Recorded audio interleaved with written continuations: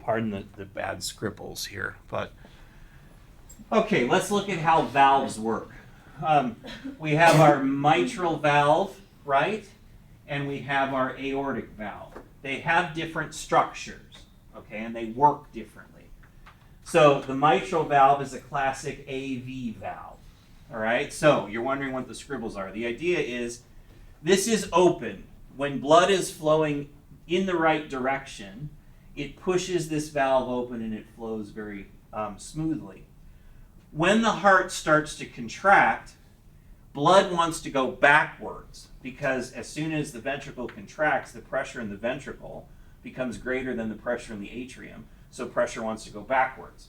Now what that does is it fills up, it fills these little flaps on the downstream side, and it pushes that valve closed. It's a little bit like a parachute. You know, when you jump out of an airplane, the parachute inflates, right? Why doesn't it just go and you fall to the ground? Because it has strings, right? The strings are attached to you. Well, in the heart, the strings are attached to the heart muscle.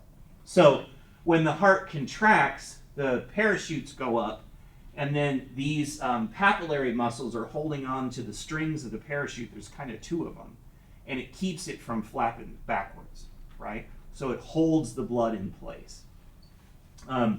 Important to know, don't get tricked on this, papillary muscles just hold the strings. They don't close the valve, okay? The valves are all passive. And you will see these in your donors, the papillary muscles. The reason they have some muscular strength to them is, remember, you got 120 millimeters of mercury of pressure in here, right? So it's getting blown back with some pressure. So you're holding on to the strings.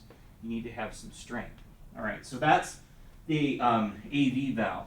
The semilunar valves work in a similar way, but they're much simpler. Okay, so normally, so this is ventricle, right? This is aorta.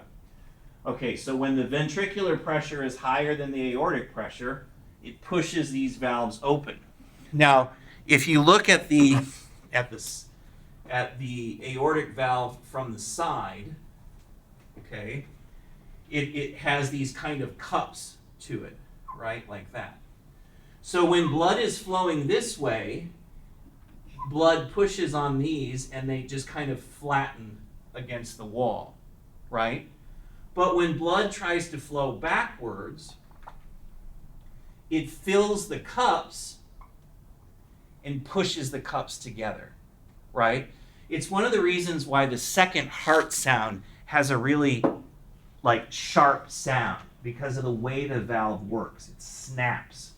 Now, as we get older, the distal parts right here end up getting little growths on them, and then it doesn't snap. It thuds closed instead.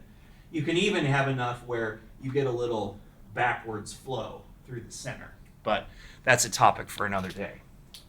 So the semilunar valves have a sort of snappier sound.